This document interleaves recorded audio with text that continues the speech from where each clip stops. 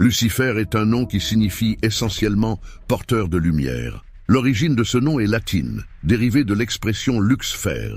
Historiquement, ce terme a été utilisé pour désigner la planète Vénus, l'une des étoiles les plus anciennes et les plus importantes observées par l'humanité. La planète Vénus est notoirement le corps céleste le plus brillant dans le ciel nocturne, dépassé en luminosité uniquement par le Soleil et la Lune. Cette luminosité intense est particulièrement remarquable à l'aube, lorsque Vénus est visible à l'horizon avant le lever du Soleil. C'est pourquoi Vénus est également connue sous le nom d'étoile du matin.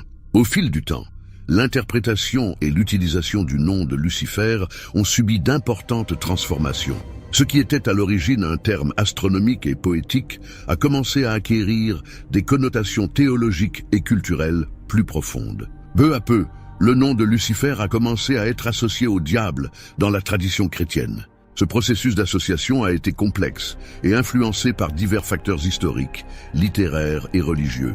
En raison de cette association ancrée dans l'imaginaire collectif, il est courant de croire que Lucifer est en fait le nom propre du diable. Cette croyance populaire donne lieu à une série de curiosités et de questions sur la véritable signification et l'utilisation du nom de Lucifer dans les écritures bibliques.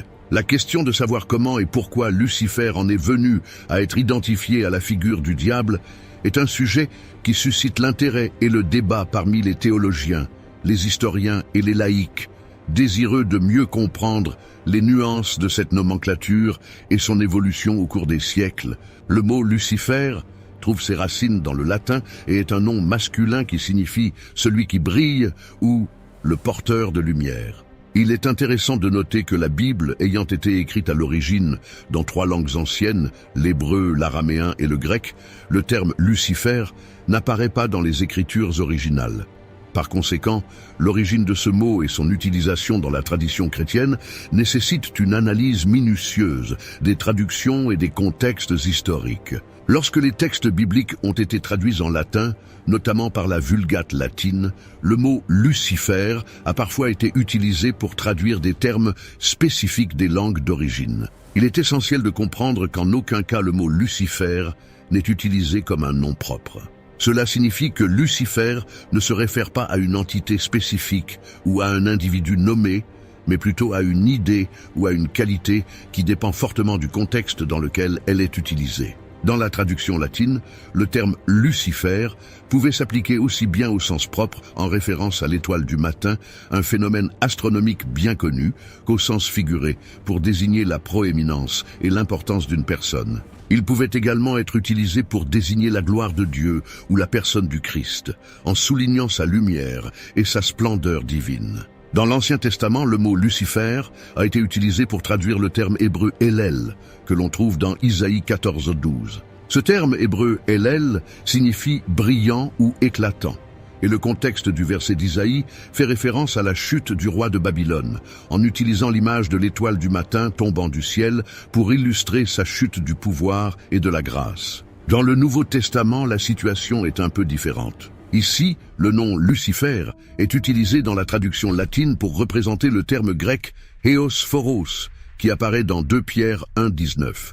Ce terme grec « Héosphoros » signifie « celui qui apporte la lumière » et est utilisé dans le contexte de la description de la lumière de la parole prophétique comme une lumière qui brille dans un endroit sombre jusqu'à ce que le jour se lève et que l'étoile du matin se lève dans leur cœur. Le mot Lucifer a donc une riche histoire d'utilisation et d'interprétation qui varie selon le contexte et la période historique. Qu'il s'agisse de la représentation littérale de l'étoile du matin ou de connotations figuratives indiquant l'illumination, la prééminence ou la divinité, le mot Lucifer illustre la complexité et la profondeur des traductions bibliques et l'évolution du langage religieux au cours des siècles. Lucifer n'est certainement pas le nom propre du diable. Aucune référence biblique ne l'affirme.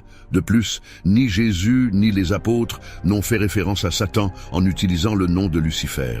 Dans les premières années de l'Église, par exemple, de nombreux chrétiens, en particulier des Romains, s'appelaient eux-mêmes Lucifer.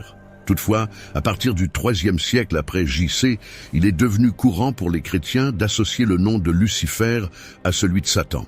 On peut donc dire que le nom de Lucifer est devenu le surnom populaire du diable. Cela est dû à une ancienne interprétation chrétienne, datant du IVe siècle après J.C., du texte d'Isaïe 14:12. Dans ce texte, le prophète Isaïe utilise le terme hébreu « Hélel » comme un titre insultant pour désigner le caractère pompeux du roi de Babylone. Au sommet de sa gloire, ce roi jouissait d'un tel statut parmi les hommes qu'il se considérait comme un dieu. Certains spécialistes pensent qu'Ésaïe, dans ce passage, fait référence à l'empereur babylonien et au jour de gloire que l'empire babylonien a connu depuis le règne du roi Nabuchodonosor, et qu'il prophétise ensuite sa chute. D'autres érudits soutiennent, avec plus de justesse, que le contexte indique qu'Ésaïe fait référence au roi d'Assyrie dont il prophétise la chute.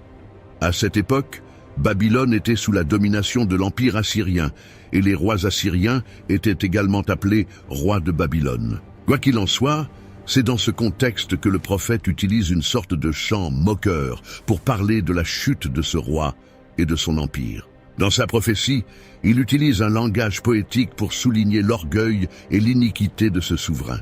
Ce type de style littéraire est relativement fréquent dans les textes prophétiques de l'Ancien Testament, cf. Ézéchiel 28. En outre, il applique de manière très appropriée le titre d'étoile du matin traduit par Lucifer, au roi orgueilleux. Les Babyloniens et les Assyriens avaient un lien étroit avec l'astrologie et personnifiaient l'étoile du matin comme une divinité.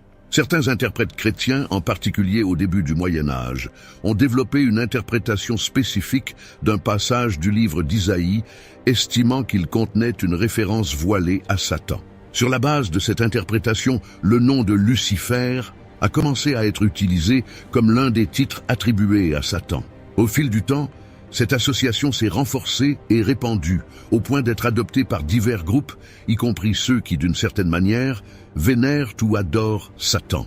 Cependant, cette interprétation du texte d'Isaïe est loin d'être correcte, et l'application du nom Lucifer à Satan est inappropriée et basée sur une mauvaise compréhension du texte biblique. Dans la Bible, nous trouvons divers noms et titres utilisés pour désigner le diable. Le nom le plus courant et le plus largement reconnu est Satan, qui a la connotation d'adversaire ou de contradicteur. Outre Satan, la Bible désigne le diable par d'autres noms et titres qui révèlent différents aspects de sa nature et de ses activités.